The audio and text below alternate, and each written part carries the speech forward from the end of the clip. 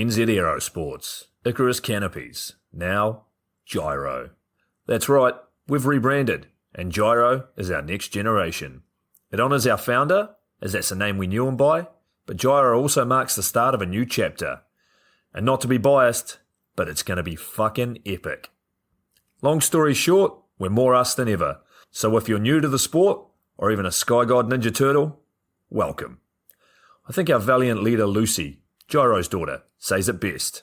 And we still got that fuck yeah attitude. Rebrand! Woo! Rebrand woo indeed, Lucy. Anyway, head over to gyro.com for more info and get amongst you legends. I was 19, broke, unemployed, and sold my girlfriend's canopy for drug money. So I thought I better sew her a new one. What a sentence, and what a story. This describes the humble yet outrageous beginnings of NZ Aerosports, the home of Icarus Canopies, in the words of our founder himself. From getting a paratrooper toy from his mom, watching parachutes at the DZ as a 6-year-old, jumping off the wharf with a parachute made from bed sheets, doing his first jump at 16, sewing his first canopy on a borrowed machine at 19, and starting to sell parachutes out of a garage in 1986, Paul Gyro Martin had an undying love for the sky. Our company started with one man with the wildest of spirits and a true blue sky dream, a renegade. In the time that Gyro created and ran the Icarus Canopies brand until he passed away in 2017, he pushed everything he had to its limits. We miss him, and we always will. Gyro is the next generation of NZ Aerosports.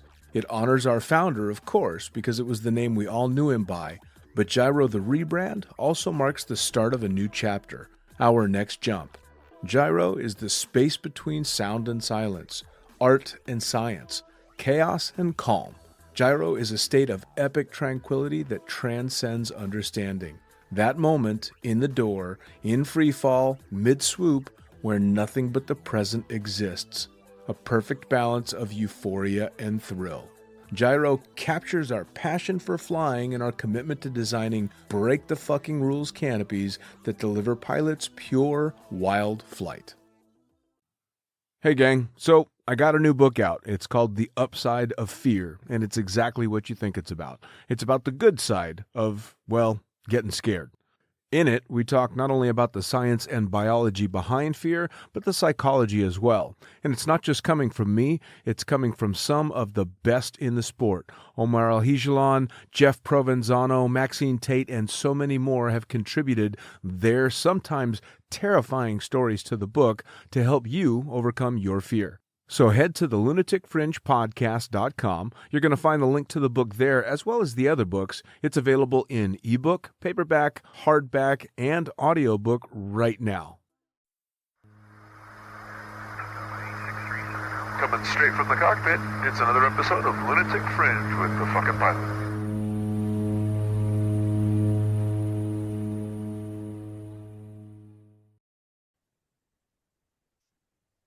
Ready, set, go.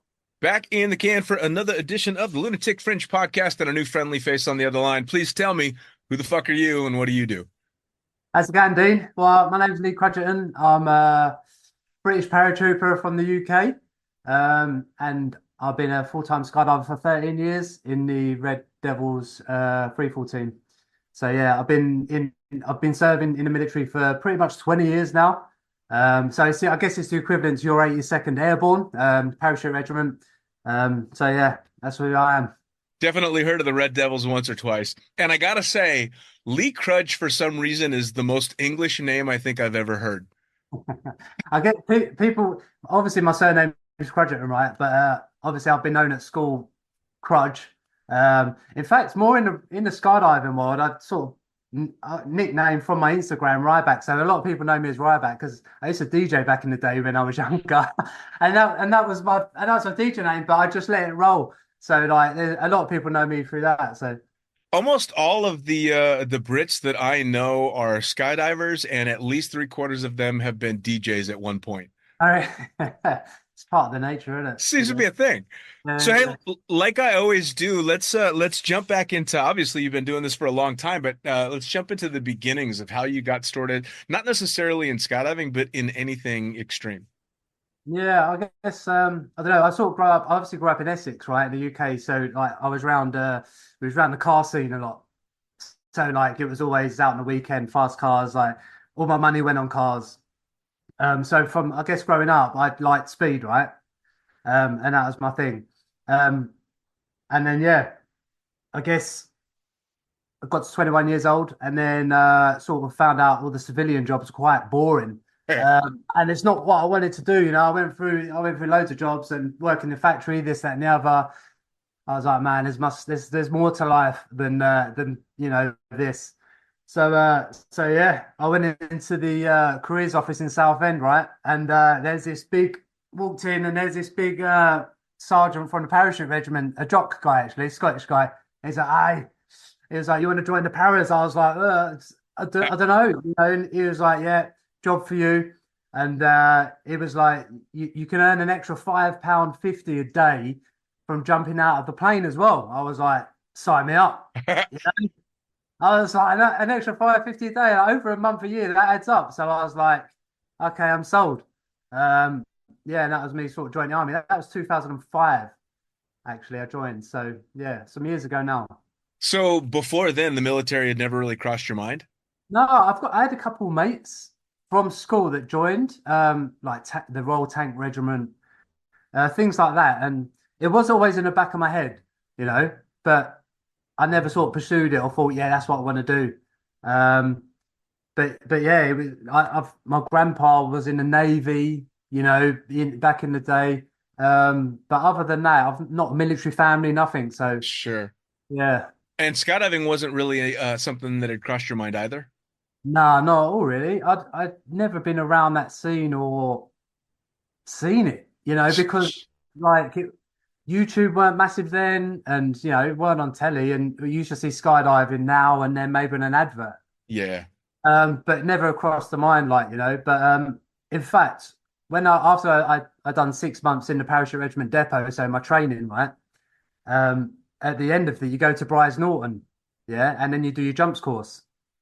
So you jump in there, you go through the whole training process, and then you jump in C-130s. The whole process, the military jumping process is such a pain in the ass. Like all the blokes that are in the the parachute regiment hate jumping. Not one because of the jump, just two, in the back of the C-130 for 2 hours, low level flying, with all your kit, you're standing up, everyone's feeling sick, and the smell of aviation fuel. And do you know what I mean? Do you know all that? The blokes are like, just get me the fuck out of this plane. You know what I mean? And to the ground. And in fact, I didn't really like it, to be honest, jumping. I was like, but if this is what I've got to do for my job, I've got to do it. But and that's that. So it weren't until years later, I sort of went to learn to skydive, and that was just for another reason, which I'll tell you in a minute, I guess. So, when you joined the military, not just join the military, but join the military to jump out of airplanes, what did your family think? Um, not too sure. I think they were just kind of didn't show me any emotions, or you know, didn't want to make me feel bad, Sure. from joining. But I guess at the time, it was like Afghan had just kicked off, Ooh, Afghanistan and Iraq. But the parachute regiment at that time was in Iraq. Um, so like it was exciting for me because I was like, man, I know when I pass out and finish training, I know where I'm going straight away. sure. Um, I guess they sort of, didn't show me that. I know. I guess they were quite. If my boy was going to, on any operations, I'd be like, fucking hell. Sure. Um, but I don't think it was until I finished training, and then it was real. And then it become like, right, you're deploying in 2 weeks. So Iraq, I was like, fucking hell. I was like, awesome, but shitting myself at the same time. Sure. Sure. Well, I mean, it's you said your grandfather was in the Navy? Yeah, he was in the Navy, yeah. Yeah, so that was kind of a whole different generation, right? There was it was a pride swelling around the military, and it was something that a lot of people did. But for later generations, people that aren't doing it are like, what the fuck are you thinking?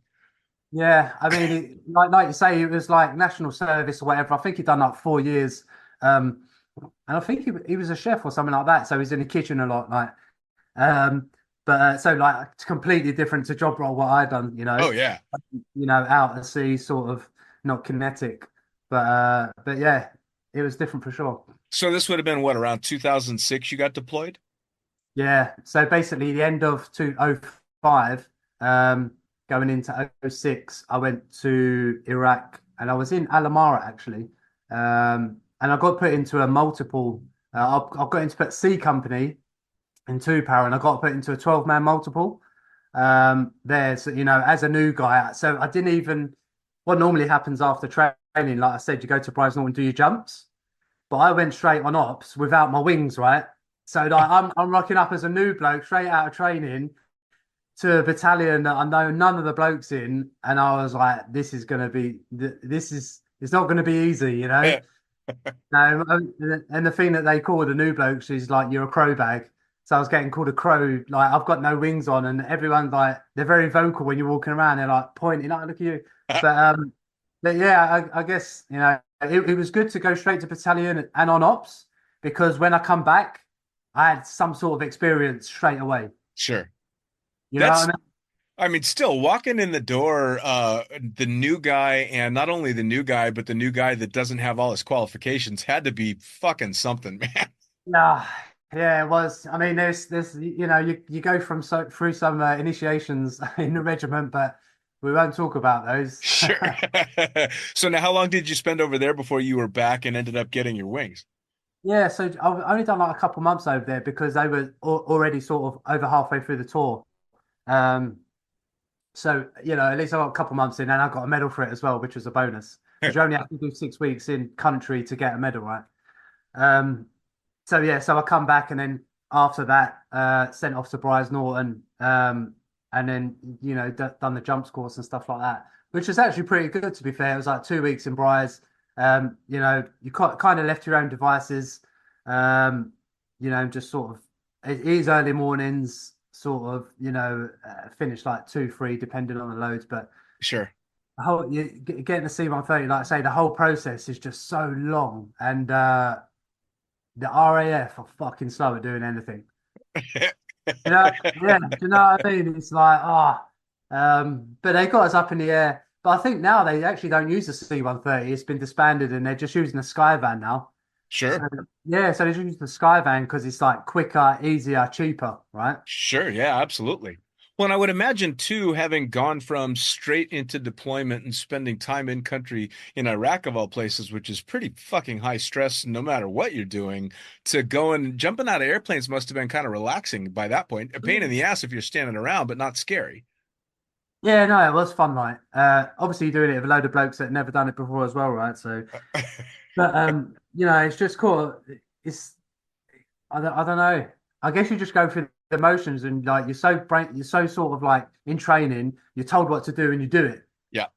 You know what I mean? So there's no sort of hesitation there. You just jump and you're like, fucking hell, I'm under canopy, like 600 foot, look down and you landed already and you're like, the whole process, hours and hours and hours getting ready, this, that, and the other, and it takes fucking seconds. You're on the floor with all your kit and now you're tabbing off and you're like, oh, this is shit. You know, I was a sky god for like 20 seconds, and now the realities of being an airborne soldier, tabbing, with all your kit and that is like, oh Oh, I bet. yeah, but that's a part of the parcel, I guess. Well, the military guys that I've trained over the years, and I've actually talked to a bunch of instructors on the show that say the same thing. As an AFF, a civilian AFF instructor, military guys coming to learn how to jump are the greatest goddamn thing ever because you guys just do exactly what you're told, whether you understand or not. This is what I've been told to do, get it done. Man, just a joy. Yeah, it is good.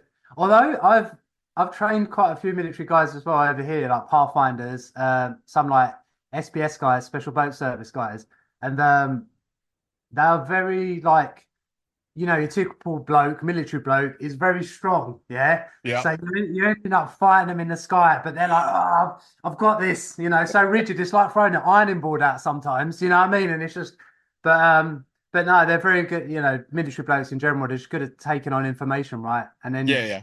breaking it down. Okay, that's what I've got to do. But yeah, it's good fun. Well, I think guys in general can be kind of difficult to train just because we obviously go into a sport like skydiving thinking that you can outmuscle anything until you realize that the air doesn't give a flying fuck how strong you are. Yeah, no, you're right there. And That's a tough one. It really is, you know what I mean? To as a guy that if you spent any time in the gym or try and take care of yourself at all, having to put away the fact that your strength really doesn't mean much at all yeah, it's a strange thing.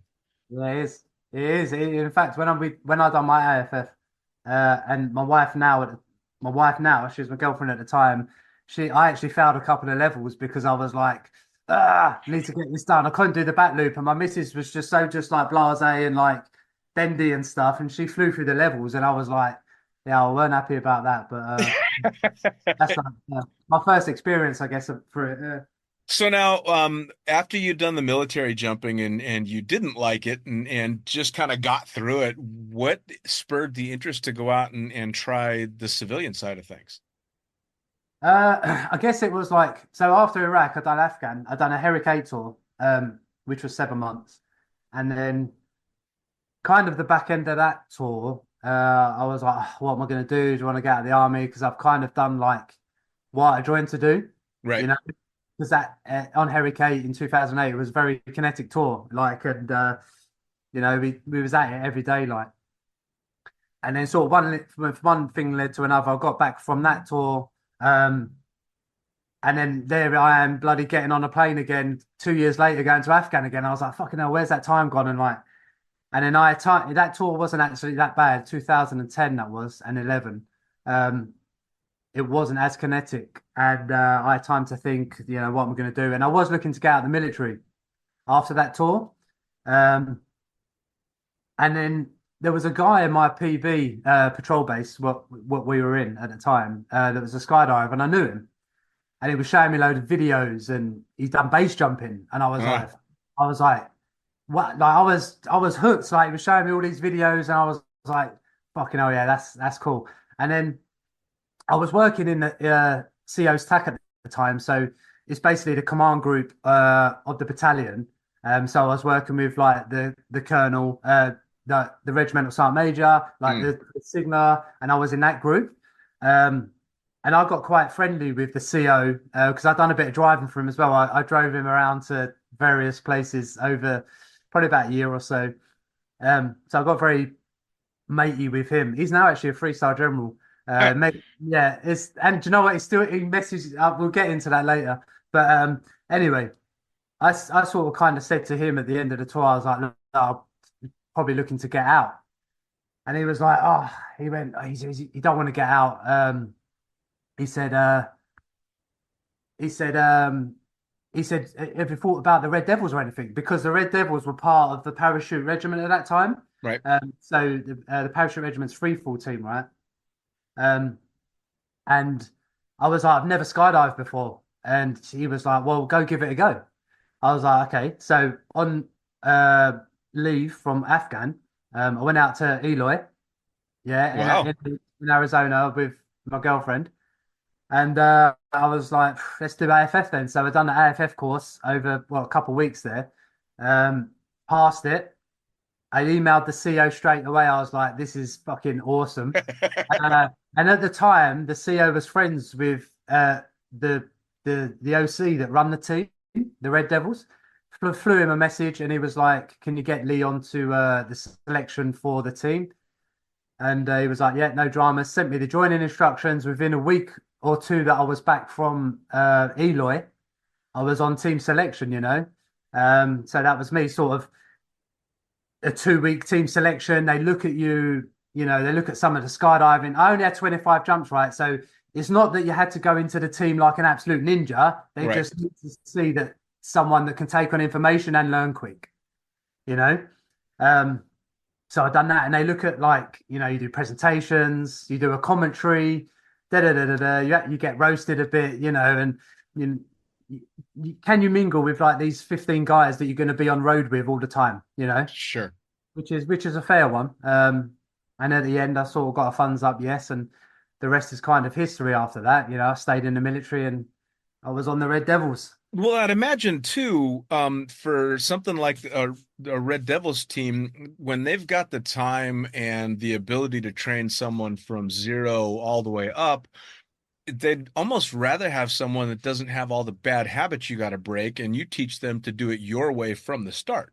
Yeah, yeah, 100%. And that's what that's what they did prefer, guys with fewer skydives, like you say, that haven't got the bad habits and kind of, I know better. Right. Do you know what I mean? Like, what are you doing that for? You do it this way. But yeah, so I went into it sort of like, bushy-tailed, open-eyed, and be like, okay, just like I want to be good, train me, Sure. Um, and then yeah, so I joined the team June 2011. That was. So that was the start of it. I'm trying to think of back when I had 25 skydives, if I had had the option to join a team as illustrious as the Red Devils, I had my head so far up my ass at 25 jumps. There's no way. Yeah, I know it's crazy. Like there was I guess you do get sort of, I don't know, not babyfied, but you go through the whole progression system. They put me on like a 230 at first, and then I was jumping out for 50 jumps or whatever, and then I got put on a lightning, mate, 193 lightning. I was like, what the fuck is this? You know what I mean? And the team taken in free fall as well, put me in a deployment bag, and I was like, wow, it was fucking something else, learning on this. I was like, there must be more to skydiving than jumping in lightning 193. Now, did going to your regiment when you first started out in the military, did it kind of give you the thick skin you'd need to get through being the new guy with somebody like the group like the Red Devils? Yeah, it kind of did. Like all the guys on the team have obviously served on tours as well, like operational tours. And they've done their time, they've done their stint. It's not that they just like anyone rocks up in a Red Devils, not done anything in battalion, Sure. because it's a prerequisite. It's like you need to pull your weight and done something. Um, Yeah, so you're the new guy, but you're not new. yeah, kind of. I was new into the skydiving world. Like didn't have a fucking clue about skydiving. All I'd seen of skydiving is my AFF at Eloy. You know. Right. Um, and like I had my head up my ass there, and I didn't really take in what was going on around me.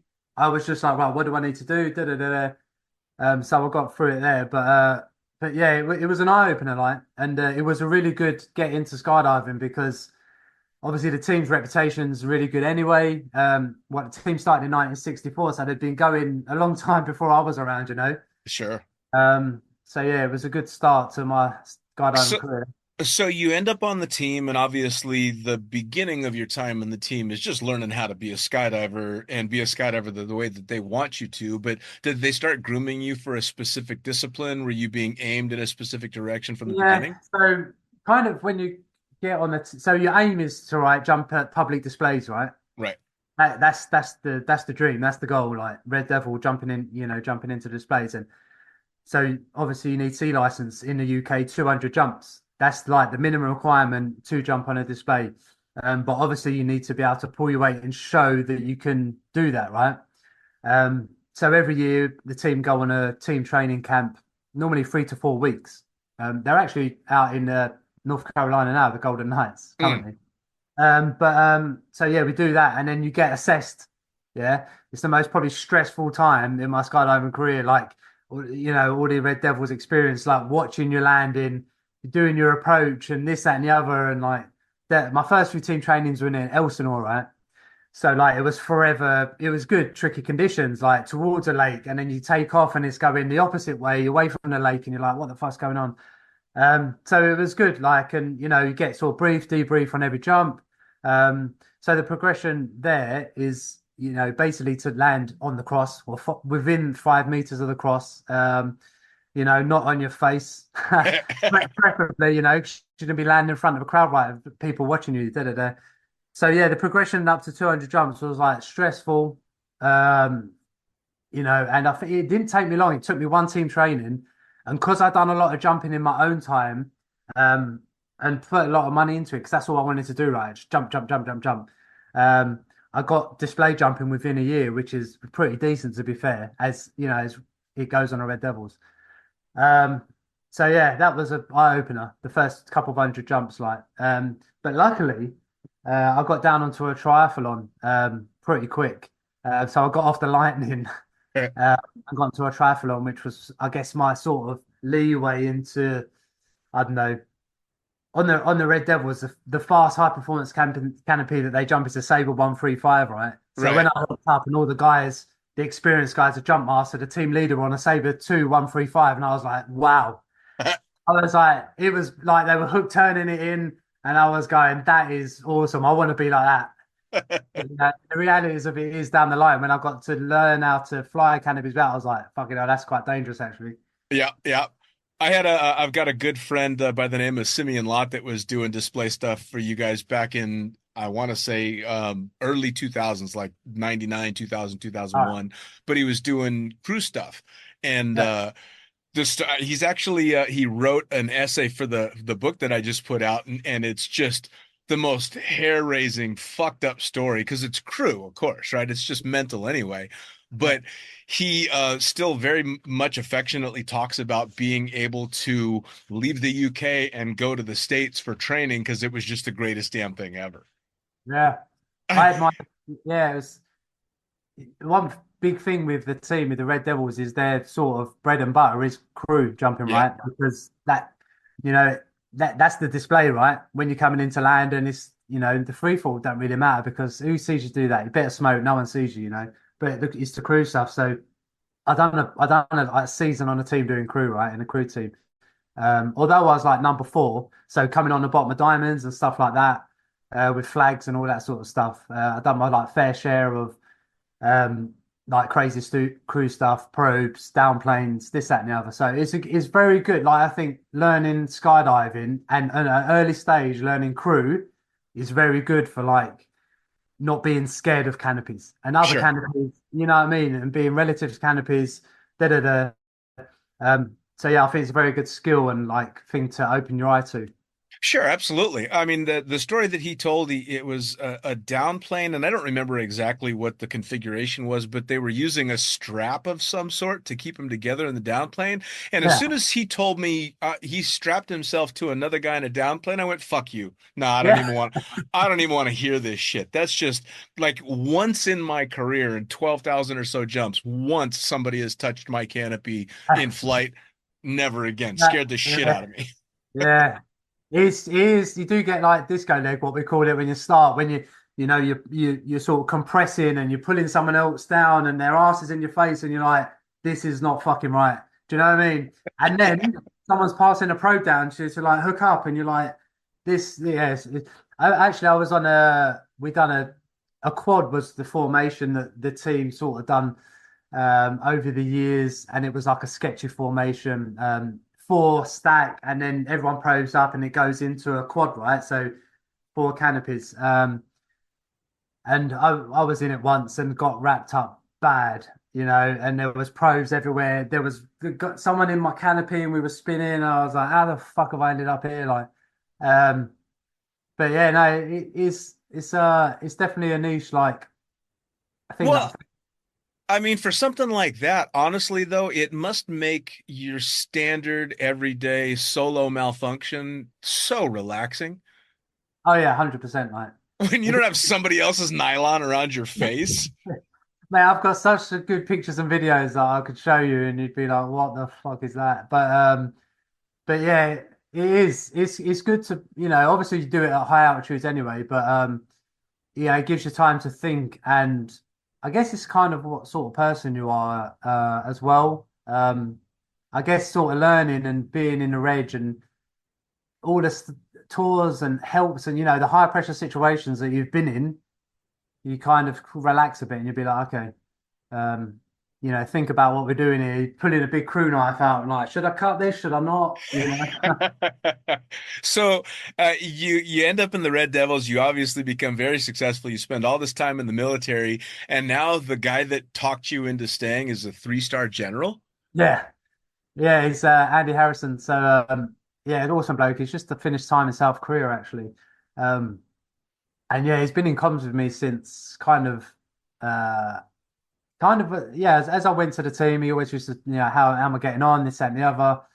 Um, and yeah, I mean, when I had my accident, I don't want to fast forward a bit to it, but when I had my accident, he heard about it. Bloody hell, he done a lot, for me, and obviously family, and helped, with that power above pushing down. Yeah, he helped a lot. He's even come around the house and like sat down and was sitting there in the living room having a brew, shooting the shit. And I'm like, fucking hell, it's the general. And all my mates, and I messaged my mates, and they're like, oh, the general's just been round for a brew and that. And they're like, fucking hell, what is going on? But yeah, no, such a good guy. Like, It's funny, and a billion times on the show now it comes down to the community of skydiving and how spectacular the community is, but it's got to be even tighter when it's that community tied in with the military. mm, yeah, yeah, it is, I guess. I mean, it's skydiving, like is it's a small community, right? So like we know someone knows someone of someone, and that's someone mates. So, and the military is I guess kind of same. Even with like we train with the Golden Knights a lot, and like that was mega as well, because all the same group of people, Sure.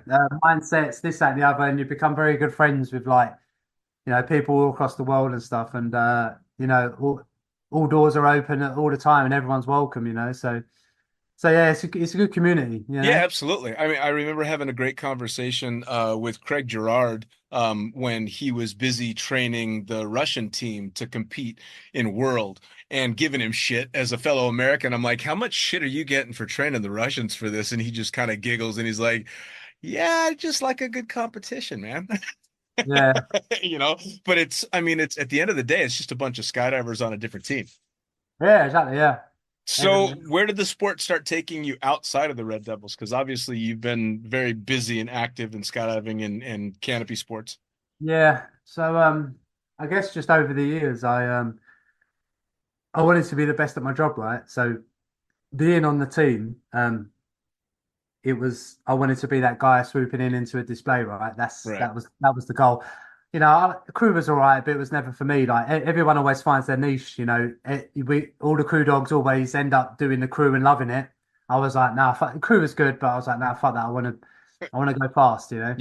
Um, so yeah, that was my path. I ended up in the camera room, so I ended up filming tandems, right? So I was like, okay, this is good. But got put in the Sabre 2 135, and that was like when I got told I was getting put on that after a couple of years, I was like, this, I've made it. Do you know what I mean? I've made it. Um, but and then sort of, done the whole wind tunnel thing. I wanted to be good at free flying. Um, God, spent hours and hours and hours free flying, got good at that. I wanted to push the boundaries outside of the team. So like I wanted to get on the free fly records. So I pushed into that realm, got on been on the last 6 or 7 UK records, head up, head down, done some stuff out in the States doing like the warm up world record stuff, and yeah, just sort of swiftly moved on. I kind of what gave me the motivation to jump faster canopies is I can always remember the jump master of the team going, there's no way that you can jump a smaller canopy than a Sabre 2 135 into a display. And I was like, nah, because predominantly we jump 100 meters by 50 meters displays, right? Right. That's it.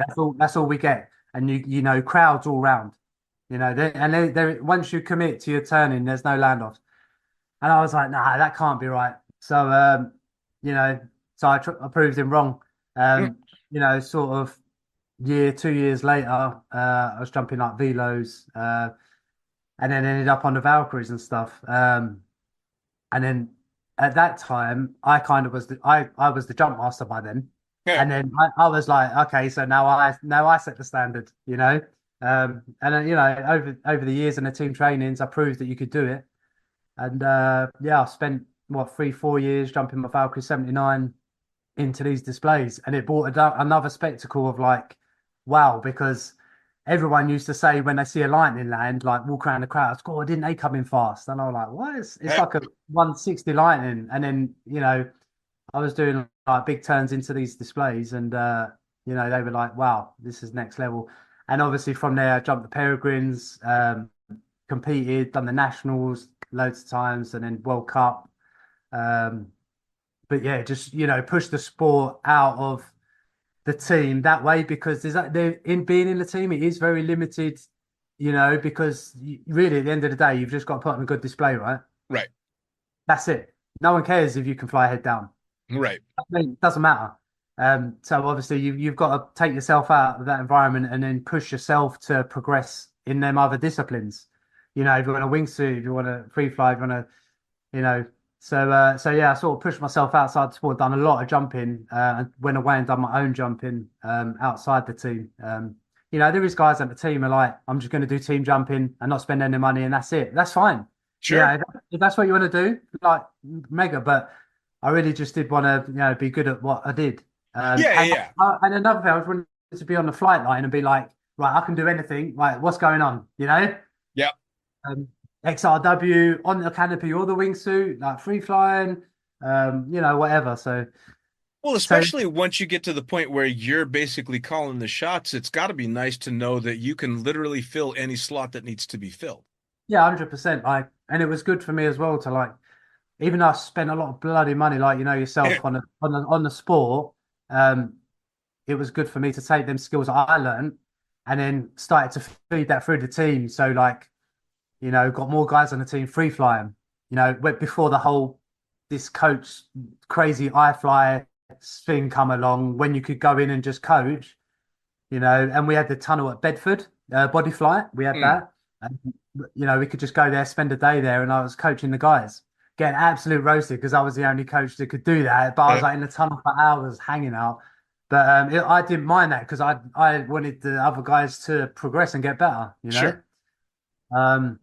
Well, not to mention stepping outside of the normal confines of the team stuff, it's got to spark a real love for the sport that might not have been there beforehand. Yeah, I guess, yeah, it was.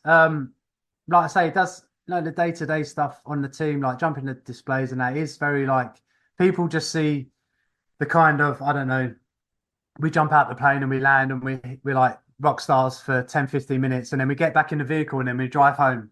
You Yep. know what I mean? And it's back to like reality, like, we spent a whole day driving to do one jump in Scotland and now we're driving home and this is shit.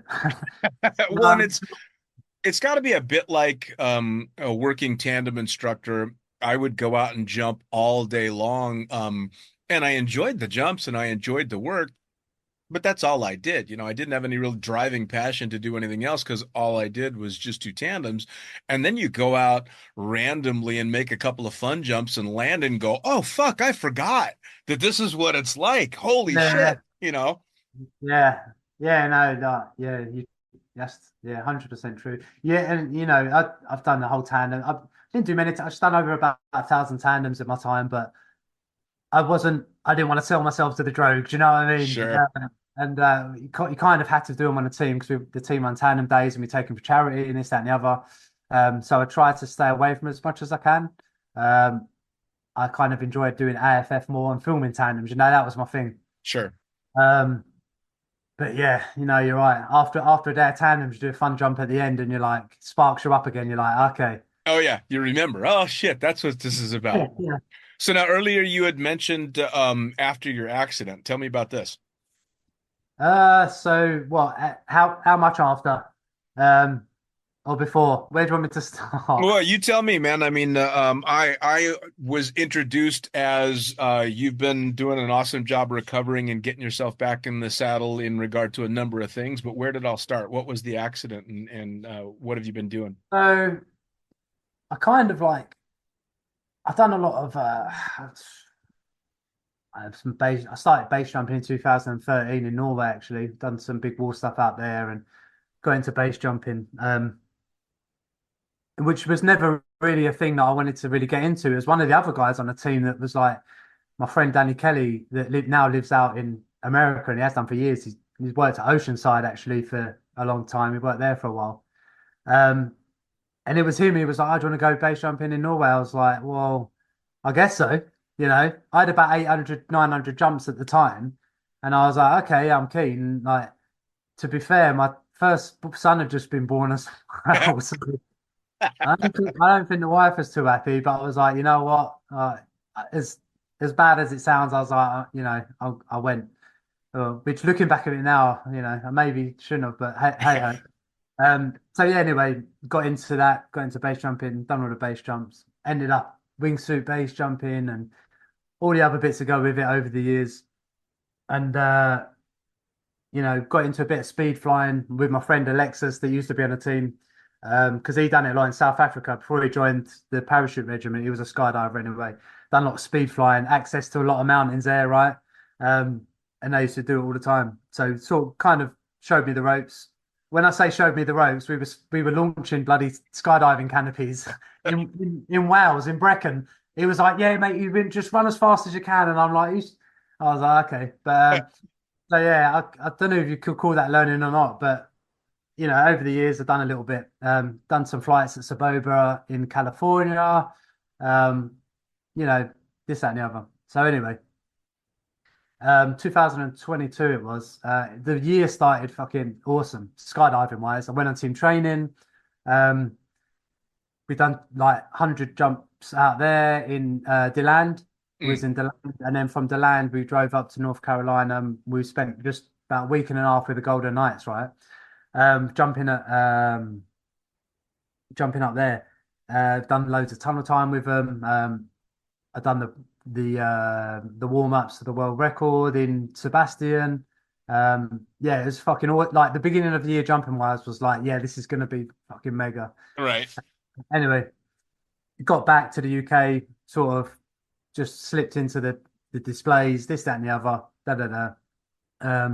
It was actually my first time that we jumped into a display in Birmingham, in the UK, and it was this big stadium, right? And I had it in the back of my head. I was like, I want to put my Peregrine into a stadium, like. And this was the opportunity I saw. There was an opening, right? And I was like, if I set up quite far back, it'd be like way out the stadium, right? I'd be able to do it. And I was looking at the winds. We went there, recce'd it, looked at the ground, this, that, and the other, and it was like one of my goals, to put Peregrine into a stadium. And I had a 71 at the time. And yeah, as much as I was shitting myself in that plane, like I think we only got about 4,000 foot. I exited the plane through the pilot chute, and I was under this Peregrine with like urban everywhere. Yeah.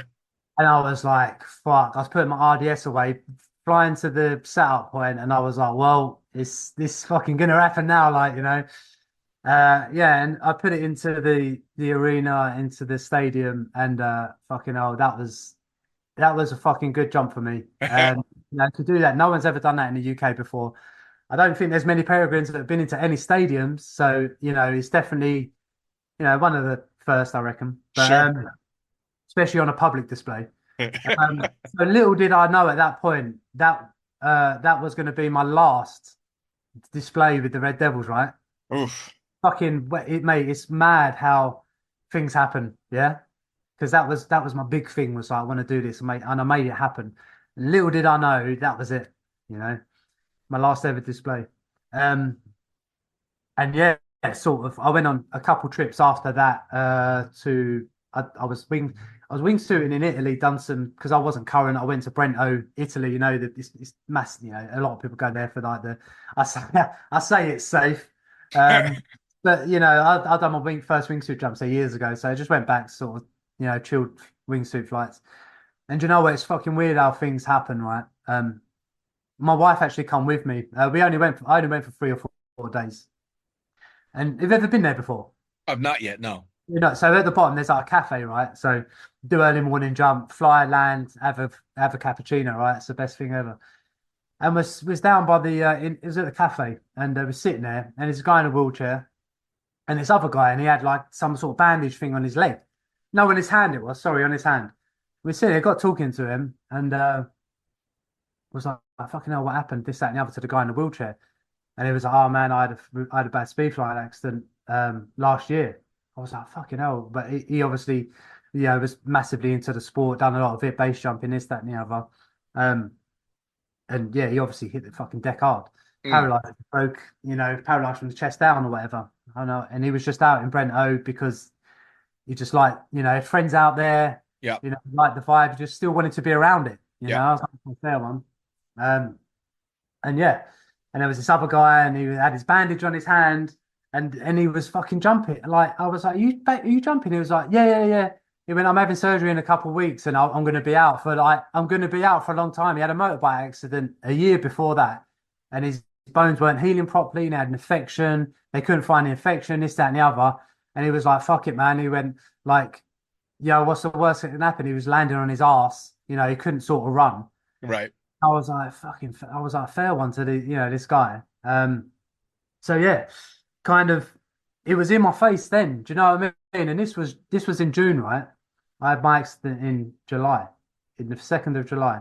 This was in June. So already there's like alarm bells, like this man paralyzed sitting in front of me has had a speed flying incident. But, I had already planned to probably go speed flying, in a few weeks down the line. So yeah, I was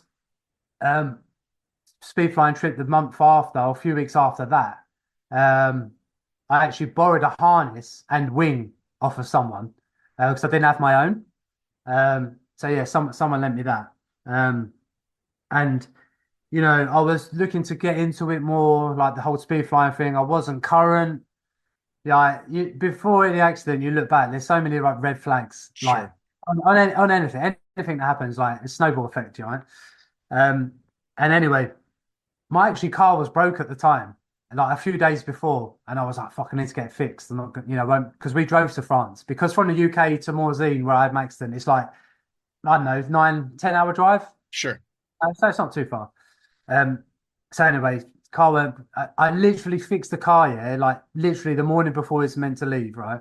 And one of my friends helped me out, and all these things of what if, like hindsight, if I didn't get the car fixed, all that shit rolls into your mind, right?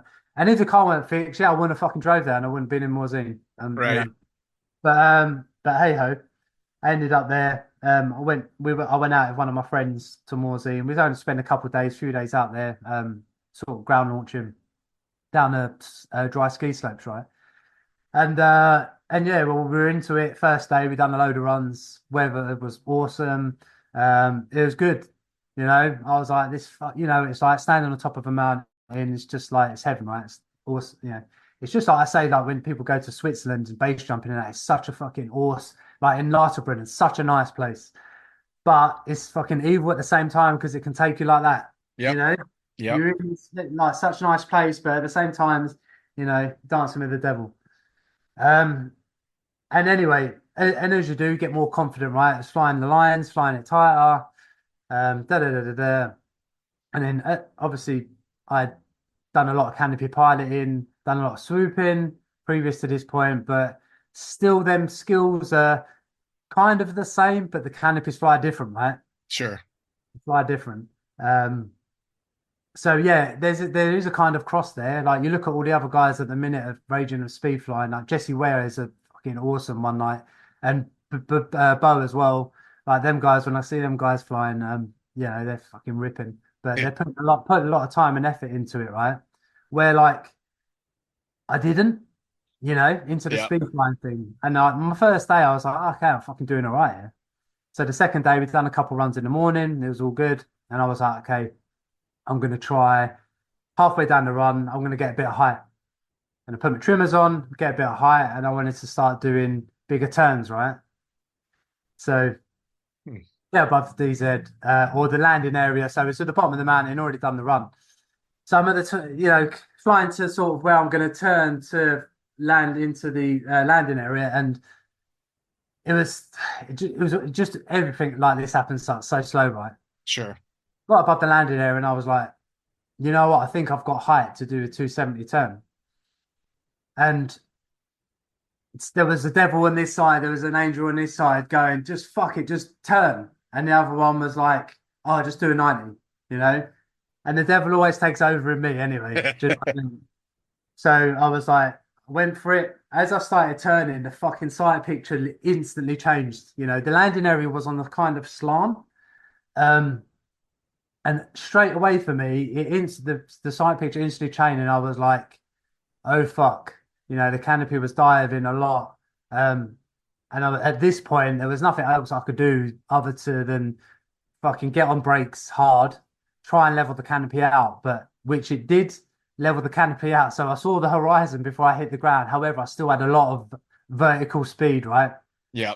It was still going down fast. And it was kind of one of their moments just before I was like, this is, over the years, we've all seen it, like experienced skydivers. You're around a drop zone long enough, you're going to see a fatality, you're going to see broken bones, and you're going to see, you're going to see the worst of it. Like, the kind of what went through my head was like, fucking hell, I know this, I'm about to fucking experience, what it's going to feel like, one, to die, or to fucking be very badly injured. And that was all that went through my head, and then that was it. I hit the ground. It just all went black, Um, and then from that moment on, I kind of come round again about a few minutes after at this point, and I was fucking lucky because where I landed was right next to a paragliding club, right? So all kit, like there was people there with like med quals, good to go, and they were like all over me. But at this point, I was laying on the ground, kind of like shady around the black edges, as you'd see on the films, when someone's laying there. Yeah. And I could see my friend had just landed behind me, obviously safely run over. And I had no pain whatsoever. It's kind of, do you know what, the body is a fascinating thing where it just cuts. It just cuts all the pain out. And little did I fucking know at that point that I was dying. Oof. That I was, I was literally dying. I couldn't actually breathe. So I struggled to, whether it was something I swallowed, a stone, I don't know what it was, but I was coughing up and a load of blood come out my mouth, right? And then it was at that point I was like, fuck me, this is not good, And I could vaguely remember I've got a picture of me actually, because my friend took a picture of me and some video. But I was like gripping the grass, like ripping the grass out. And I was saying, I've actually still got the thing on my GoPro, and I'm like, oh, not my legs. I can't believe I broke my fucking legs. Like, and it's just one thing as a skydiver. I've seen it like loads of times, femurs broke from swooping this and the other. I was like, fucking hell, I never wanted to be part of the femur gang. I was like, for fuck's sake. Right. Like, it's all come, but little did I know at that point, like I say, I had fucking one life-changing injuries, and it fucking wasn't good, And then from then on, obviously, my wife at the time, she was at the top of the mountain. Ooh. And my friend, she was sitting at the cafe, right? And my friend obviously called her and was like, "Need to come down." So she come down, and then I feel, I changed her fucking world instantly. Sure. And yeah, that was it. Like, helicopter come. A funny story, actually. I say a funny story. So the helicopter come, it landed, and they sort of, I had everything attached to me. They put drugs all through me, this, that, and the other, trying to stabilize me, right? My tib and fib were sticking out the bottom of my leg. All right, my injuries were, let's go from feet up. I had a compound tib and fib fracture. I broke my left femur. I had an open book pelvis fracture. My left hip snapped away from my pelvis. I smashed my sacrum. My spine dislocated from my pelvis. So it's called a pelvic dissociation, right? So my pelvis come off. It was sitting inside my pelvic area. I broke 8 ribs. I punctured both lungs, and I ripped my aorta. Ay. Yeah.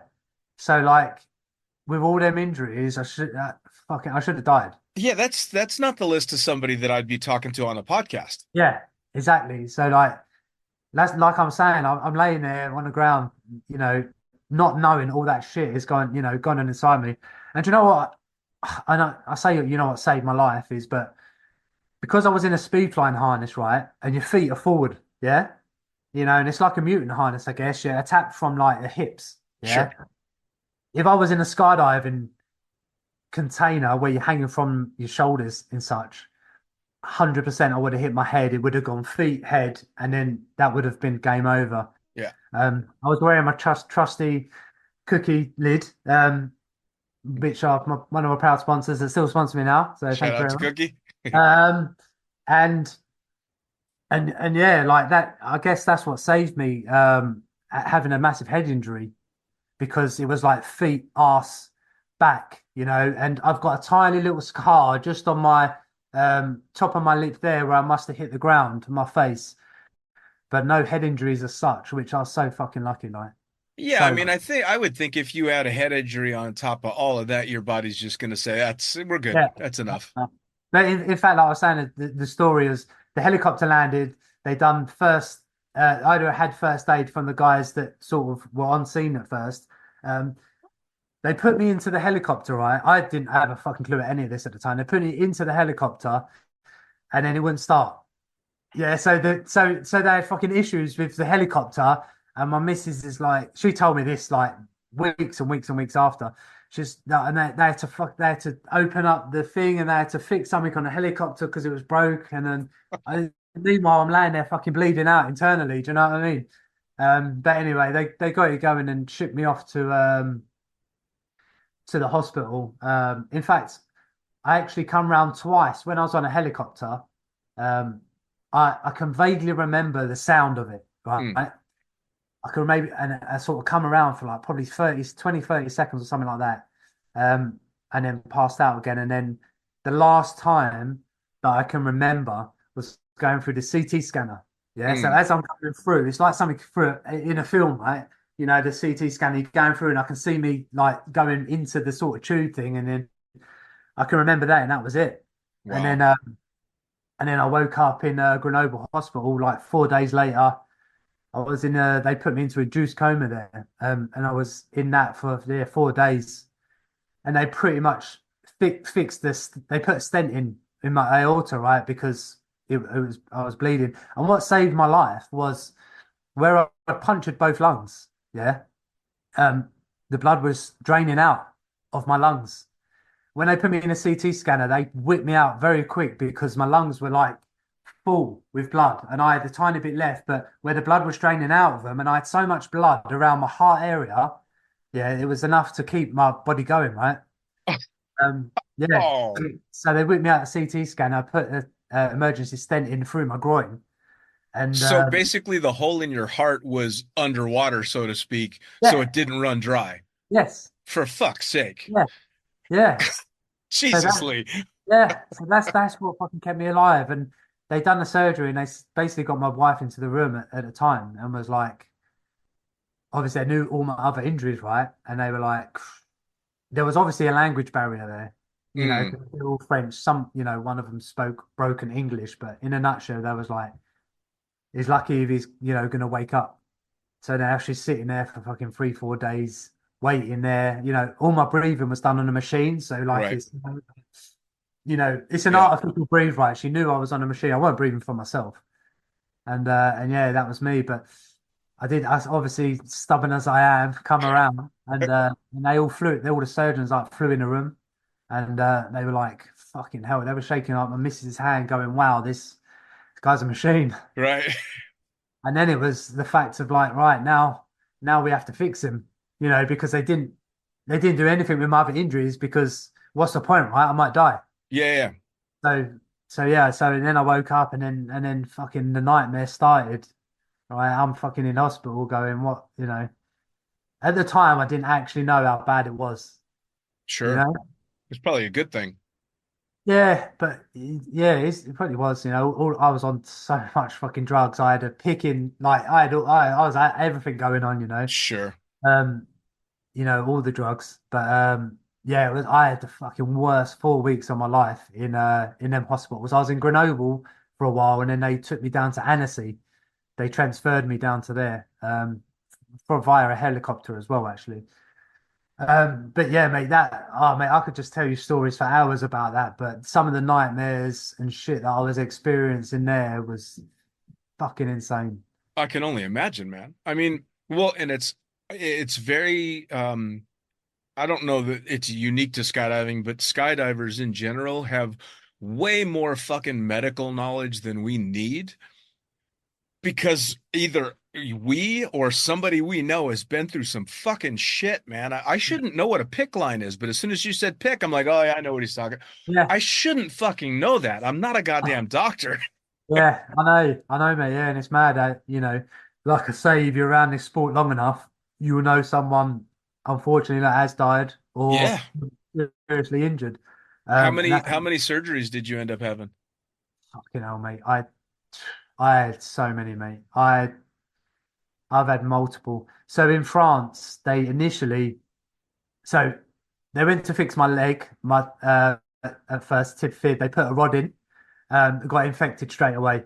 Yeah, they had to take it out. So they had to take that out. And then they put some metal work in the bottom. It's basically like a frame. Yeah. I had that on my leg. And put a rod in my femur to fix that. Standard, rod in the old femur. And then it was my back surgery that was complicated, right? Because I kind of guessed that they were trying to shy away from doing it, but they had to stabilize me, right? Mm. So my back surgery, that took a week or so, a couple of weeks. They left me, you know, with a broken back, basically, pelvis, until they done the surgery. When they done the surgery, they fucking done it wrong. Um, I say done it wrong. What they wanted to do is stabilize me so I could get flown back to the UK. Mm. They basically just wanted me out of there. Um, so what all they done is, as you can imagine, the spine's now inside my pelvis. They just screwed my spine to my pelvis inside. So they didn't that's my pelvis. They didn't put it back on top. They Oh, just they just screwed it like that in there. oh, So they done that. Obviously got all the X-rays and stuff. And my wife was in. I'll go back to the general now. His family have got connections in the NHS and they know the top surgeons and this like that. So we got in contact, or my wife did at the time, with all the best surgeons, who to go to, who does the best pelvic surgery, back surgery, and that's where I need to be. Um, so so obviously I went back to the Royal London in the UK, and they'd already seen all of my surgeries and X-rays before I got there. So they knew what was, how fucking bad it was and all the shit that they had to undo and then fix again. Um, so don't get me wrong, they saved my life with the stent, sure. which I'm grateful for. But the back surgery was it's a big one for me because that put me back, excuse the pun, for a long time. Well, Um, not to mention what, knock 2 inches off your height? yeah, Not to be exactly. petty, but fucking hell. Yeah. And the surgeons are like, honest, we had talks, um, and the surgeon was like, mate, if you leave your back like that, you are fucked. You are never walking again, and you will always be in a wheelchair. There's no if buts about it. This, that, and the other. And then it was kind of a thing. Another story getting me back to the fucking UK as well, where I was obviously in the military, but I was away doing my own thing, right? I was free Sure. flying. It happened to do with the military, so as good as the military have been, um, they were like, well, you weren't on duty, so Yeah. we're not repatriating you back to the UK. And like I say, Andy Harrison, the general, was pushing hard from the top, and even he couldn't get that done. So there's a charity called Support Our Paradise, which are the charity of the parachute regiment, Mm. yeah, and airborne forces that they help. So veterans, the limbless, anyone that's been in them services and got any dramas. But I've sort of know the charity because we've worked with them on a team, through the years, this and the other. But a a support charity fundraising, to get me back to the UK basically, because it's a fucking lot of money to get medevac back from France to the UK. Yeah. They raised a shit ton of money, and it was fucking awesome, like what they done. And they got me back essentially to the UK. I actually come back in a King Air. Funny enough. Yeah, they squeezed me into a King Air, and I was like, fucking hell. But yeah, I got back on one of those. Rolled through the doors 4 weeks later at the Royal London, and then started again. They took Mm. me apart, and then the whole back surgery. they put me into traction for 2 weeks. Yeah, so obviously I've now been in what 2, 3 weeks with that metalwork in my back in the wrong position, and now the bone's starting to heal. Yeah, Mm. and now they're taking all the tell the metalwork out, and they put me into traction. So I had two massive. It's like a halo they put on me. Yeah, so Yeah. drilled into my head. Yeah, and they hung 20 kilograms off of my head. Yeah, and 15 kilograms off of each leg. So now my spine is separate to my pelvis and it's pulling me out. It's like a medieval fucking operation, you know. And they're pulling me apart, and I was like that for 2 weeks, mate. Jesus Christ. Honestly, it was like laying in a vice for 2 weeks. It was fucking horrible, mate. And you know what? When there was obviously I had to be changed. I had to be changed most days. Yep. You know, I'm not gonna lie, fucking shitting myself and this, that, and the other, left, right, and centre. And when they take them weights off, you feel your whole body and spine just do this, go in. Oh, And that was the fucking weirdest feeling ever, mate. Honestly, it's horrible. And wow. anyway, so that was me for 2 weeks there before they operated again. And then, yeah, 2 weeks on, opened me up again and put the metalwork in, you know, so stabilized my pelvis and put my pelvis spine back on top of my pelvis where it should be, and screwed it to its place where it should be now, you know. So yeah, that was that. But I was in the hospital there. I had complications on my leg that didn't heal. I had basically a cage on my leg for a year, sorry, because of the healing process, because it didn't heal first, and I had to have that reoperated on. I had to have it broke. I had to lengthen the bone 40 mil with the hole turning every day. Oh, Um, yeah, so it's been a long process. Do you know what I mean? I So mean, yeah, that was that. fucking hell, dude. I mean, normally you say injury to somebody and you expect a broken bone or a couple of broken bones, or even for a skydiver, a broken back or something. But with that list, I mean, Jesus Christ. Yeah, it's a big one, and that road to recovery, and I'm still on now. Um, I was in Royal London for months, in confined to a bed, and I was in a wheelchair. And then the process starts, you know. I went down to 61 kilograms. Wow. Yeah, which was my normal weight would be like 88, 90 kilograms. Sure. I went to 61, and honestly, when I show people the pictures and videos of me then, they're like, fucking hell. Yeah, Like, man. I literally look like I come out of some sort of concentration camp. Do you know what I mean? Yeah, for sure. Yeah, it is. And then when I look back at it, I'm like, even myself, I'm like, fucking hell. Even sitting up for me was the hardest thing I've fucking ever done. You know what I mean?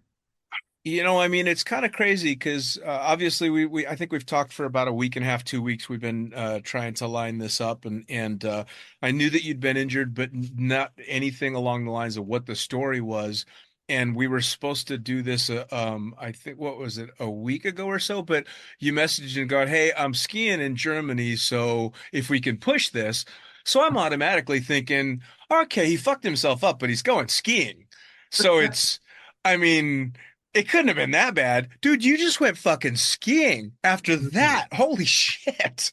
I in fact, I was due in for, well, I went into the hospital few days ago, and I was all the metalwork that was in my spine and pelvis and that they're taken out. Yeah. Really? So yeah, because it was, it's a weird one because I didn't break my back as such. It was a pelvic dissociation, what they called. They just fixed my spine back onto my pelvis. Now it's fused back on. They can take it all out. Um, Oof. at the minute, my lower three vertebrae are fused due to the Right. metal. So when they take that out, it's going to free me up a little bit more. Um, Honestly, mate, I sat in the hospital all day. I saw the anaesthetist, I saw the surgeon. Come 5 o'clock, they were like, yeah, sorry, we've run over. We can't take it out. I was like, you fucking joking. Yeah, I've been waiting so long for that.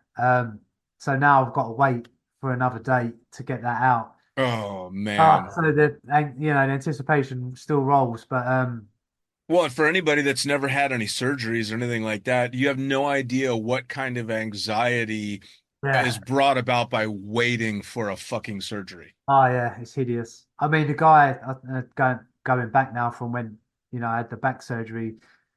My surgeon, Peter Bates, his name is actually fucking awesome guy. So he one of the best pelvic surgeons. They call him Ballsy Bates actually because he does not fuck around in like telling you. I was laying there in the bed and he come banging. I can remember he knocked on the door, boosh, opened the door. I was like, fucking hell, who's this guy? And it was like, look, with your injuries and this surgery you're gonna have, you're probably never gonna walk again. This, that, and the other. And I was, and like he walked out, and I was like, that was a fucking humbling moment. I was like, wow, Mm, do you know what I mean? It's like this is fucking horrible, to hear that. yeah, And he was like, as for you jumping and stuff like that, he was like, that is never happening again. And I was like, fuck, like hit home. That, do you know what I sure, mean? Hit home there, and I was like, fucking hell, is this? I didn't want to believe it. sure. But I kind of just had to roll with it, I guess. I was like, all right, just fucking fix me, and then we'll see. But yeah, as the time went on, because I got worse before I got better, right? Sure. All my muscles went, I just everything just went. I had no strength whatsoever, and then I was like questioning myself. I was like, fucking hell, maybe this is it. Do you know what Mm, I mean? I was in a wheelchair for a long time, couldn't fucking do anything, stand, even to get into the house was, and then it hit home for me. I was like, bloody hell, you never really think about like being disabled or paralyzed or have a spinal cord injury until you fucking got one and you're like, wow, yeah, you know what I mean? Because my injury is classed as a spinal cord injury, right? Um, so yeah, and I've still got issues now, which I've damaged the S1, 2, and 3 nerves. My left foot doesn't work anymore.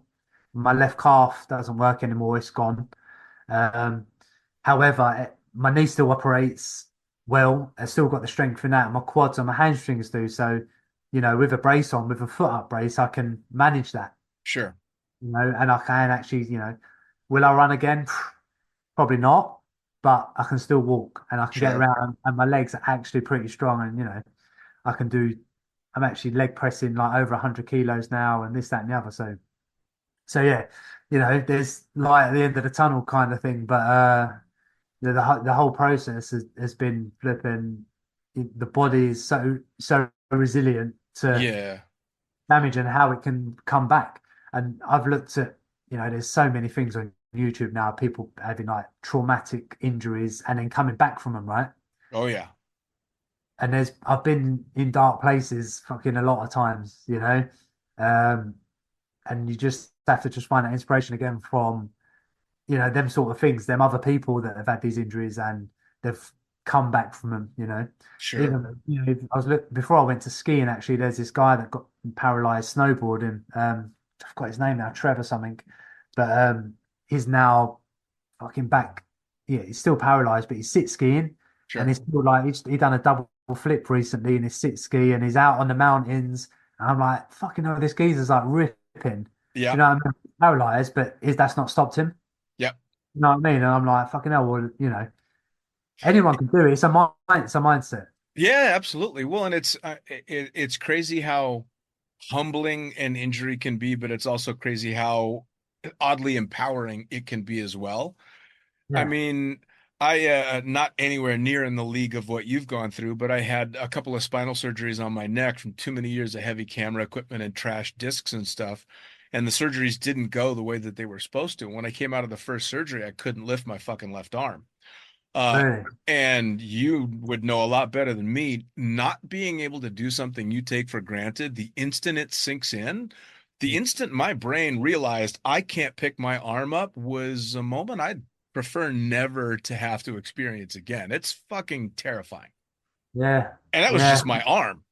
Yeah. Yeah. Oh, 100%, mate. I know. I couldn't move my feet, and my feet are still very altered now with the nerve damage and stuff. I can't really move them that well. And like the feeling, my left one's quite very numb, but I'm just getting used to the new normal, right? Sure. I mean, Actually, there had to have been multiple moments when you're standing on skis on top of the mountain that you're like, look at this shit. There had to yeah. be. Yeah, and there was, mate. There was. They've Yeah, to be back up there.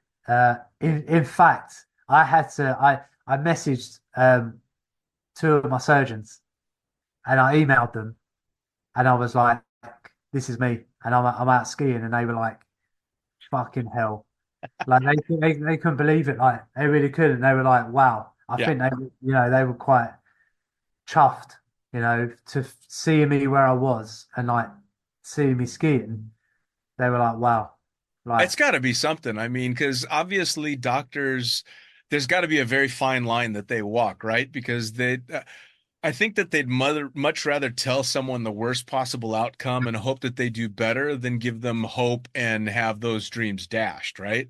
oh yeah, yeah, 100%, mate. Like, and then that's their job, I guess, and they see it day in day out, and probably 9 times out of 10, people don't come back Sure. from, as good as what they think. Um, so yeah, I guess they can't give false hope, and that's just it, isn't it? Yeah, I mean, it's kind of the way of the world. And I mean, again, skydivers can definitely be a different breed. We don't generally stay lying down of our own accord, and we're gonna push a little bit harder than maybe somebody else would. Yeah. So that I went from the roll under to a spinal unit, and that was a fucking big eye opener as well. I was in a wheelchair at this point, couldn't walk on nothing, but in this spinal unit was all spinal cord injuries, right? And Sure. in fact, when I got there, I was like, fuck me. I was like, I'm actually the least injured here because there's people here that are tetraplegics, paralyzed from the chest down, you know, all this other shit. And I'm like, fucking, like, there's people there driving their mobility chairs with their necks Yeah. because all they can move. And I'm like, fucking hell, maybe I'm lucky. Mm, You know what I mean? Like, could have gone way worse. sure. Um, That's a yeah, hard fought place to get to that point where you're sitting there going, actually, this could be dramatically yeah. worse. There But was to a get guy. there, that takes some serious, that's a lot of hard work to get to that point. Yeah, it is, mate. Yeah, and like, it's not that I've not, I've done a normal job through the years and I've not pushed it because 100% I've been charging for 13 years Yeah. hard. Do you know what I mean? And Sure. yes, there are many times that have gone like, fucking hell, that was Yeah. close. Or I was lucky there. This should have happened. There was a guy at the spinal unit that fucking walked down the stairs, fell over and snapped his neck. Do you know what I mean? Yeah. And he's not been charging, you know. Yeah. So like, it's kind of it's one of those in skydiving, base jumping, it's a numbers game. Sure. The numbers, Yeah. it doesn't matter, 50,000 or 50. It's there. Whether it's a broken leg, like I said, everyone has their parachute crash, man, and like whether it's like I say, a broken leg or something worse, someone always experienced uh some sort of trauma like that. Oh yeah. I mean, I think that I broke my leg once that was a minor break, and I broke my tailbone. But that tailbone, a mile or two an hour faster down, and it wouldn't have been a tailbone. Yeah. You know, Yeah. and it's those ones that you look back on, especially in the sport for, 28 years. I've known so many people that have fucked themselves up. You're like, I was that fucking close. Yeah. How many times, But that guy that you just talked about fell down the stairs. So I mean, that's kind of the biggest sales pitch in the world, to be smart, but go. Yeah, 100%, mate. I mean, I can remember there was a we was in Pretoria at the World Cup 2019 actually, and it was a zone accuracy run, and we was in the plane. It was a bit cloudy, and you know what it's like if you go, you go, and that's your scoring round. If you jump out the plane, you're committed. That's you. And then we circled around a couple times, and it was about 10 or 12 knots downwind. And Ooh, it's a Pretoria, right? So the drop zones are 500 foot AGL already. yep. And I was on the Valkyrie 79 doing Zonac, and I was like, right, we're going. I jumped out, sorted my shit out, done my turn, and as I rolled out, I was like, wow, I am going fast, And this is a Zonac round. And I come screaming through the course, and I was like, I ain't gonna fucking slow down. The only way that I could stop is just let my toggles up, right? As soon as I got into the thing, let my toggles up and just stoof in. I've got a picture of me, right? And I'm bent in half, right? My chin is on my chest, and my whole top body is just folded round. And I look back at that picture, actually show a lot of people I must my physiotherapist, this, that, and the other. I'm like, fucking hell, I'm lucky I didn't bend myself earlier because look at this picture. And they're like, wow, how you didn't snap your neck in Yeah. that. I do not know. It was so hard. I got up from it, and I think it was Alex Hart who had just done the run before, but he got lucky and the wind weren't that strong then. And he was like, he looked at me, he was like, fucking, you're all right, mate. I was like, yeah, I'm in one piece. Like I couldn't believe it. I got away with it. It was just another one that I got away with, and that could have been that definitely could have been a broken neck there. But Yeah. I mean, you spend any time in the sport and you're going to look back at ones that you got away with, and that's the only way to put it. yeah, It really 100%, is. mate. So hey, as we wrap things up, shine a light on the charity that helped you get home. I know you said it was attached to the military, but tell people how they can find out a little bit more about that, if there's something that they can do, and how they can maybe reach out to you directly. They're recovering from an injury, they know somebody that's recovering from an injury, and they just want some tips and maybe a little encouraging word here and there. Yeah, so I mean, the charity that helped me was Support Our Paras, which, like I say, they're an airborne charity. So anyone that's within the airborne and sort of parachute regiment, uh, um, helps families, veterans also. Um, you can find them at supportourparas.org. But like I say, yeah, they're they're still ongoing, helping now with stuff. If I need anything, Awesome. they've bought me like stimulation devices, for the muscles and this, that, and the other. But yeah, they've not just helped me out, but obviously family as well. Sure. Like my wife, um, just help the kids and just with stuff and just general, anything sort of need help, and also with friends as well that have had injuries from Afghan, this, Mm, that, and the other. Helping them with prosthetics or whatever it is.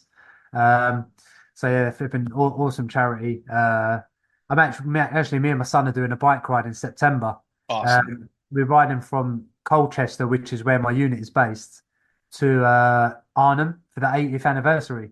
Oh, nice. Yeah, yeah. So we're riding to Arnhem. It's 100 miles or so. My son will be 11 then, but yeah. So we're raising some money for support our paras there. Yeah, so that's on like a Just Giving, well, not a Just Giving page, the Spot Paris website. You can go through there, find the link, and donate. Would be very generous of you, even if it's a Awesome. penny or a pound or a dollar. Um, but yeah, that should be good fun. Awesome. Awesome. And Yeah. how about you? How can somebody reach out to you if they want a little advice? I'm on Instagram under Lee Ryback Crudge, or under on Facebook Lee Crudgington. I think my name is, or that might be the same as my Instagram. Um, or email is lee_crudgington@hotmail.com. Perfect. So yeah, mate. Anyone wants any advice on how to get back from a almost, not survivable accident, give us a holler. Man, I'll tell you what, Lee, I cannot thank you for taking the time, not just to sit down and share the story with me, but with everybody. And fuck me, man. I mean, you hear you're going to be talking to somebody that's on their way back from an injury. You don't expect that kind of injury. So I really, really thank you so much for sharing that. That can't be easy. Yeah, no, it's not. I mean, my goal this year, and it's will make it happen, is I'm going to jump again. Um, I and wish you all the best of luck. I I mean, seriously hope. yeah, I went back in the wind tunnel actually last year in November or September time it was, just to see where I was at, because I wanted to be like, right, where am I at? Where am I? And actually, it wasn't too shabby. See, Uh, there you go. and I was like, okay, this can happen. Well, I just had actually the episode that aired right before this one will air will be Jimmy McCarthy, and we had Yeah, talked briefly because he was here in Helsinki because it turns out this is like some of the cheapest tunnel time in the world. yeah. So when you get back into it, I expect you to show up in Helsinki, and the first round is definitely on me, man. Yeah, man, 100%. In fact, when I went to the tunnel in Basingstoke at iFly back here in the UK, Jimmy was there. Nice. Yeah. So I saw him there. He was like, fucking, it's your first time back. I was like, yeah, man. Oh, And, that's yeah, it's good fun. that's fucking epic. Well, Lee, again, thank you so much. Yeah, no worries, man. Like, Take thanks for having me on. Yeah, man. Take care, brother. Yeah, and you did.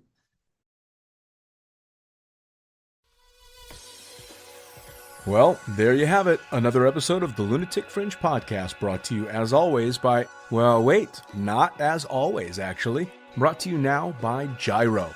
Formerly known as NZ Aerosports, you'll head to gyro.com for their next level line of canopies. By Pussfoot, the Extreme Sports Collective. Head over to pussfoot.com to check it out. By Summit Parachute Systems, check out summitparachutesystems.com to talk to Jarrett Martin and the gang about kick-ass pilot rigs, rigging courses, and more. By Flyaway Indoor Skydiving, go to flyawaytn.com and check out all the cutting-edge stuff to come. By Pure Spectrum CBD, head to purespectrumcbd.com to check out their wide range of CBD products. And as for us, head to the lunaticfringepodcast.com to listen to any of the hundreds of episodes currently available, hit the link for our YouTube channel, pick up your copy of the Lunatic Fringe book or The Accidental Stripper, and get a sneak peek at upcoming guests. Once again, thanks for listening. We'll see you next time.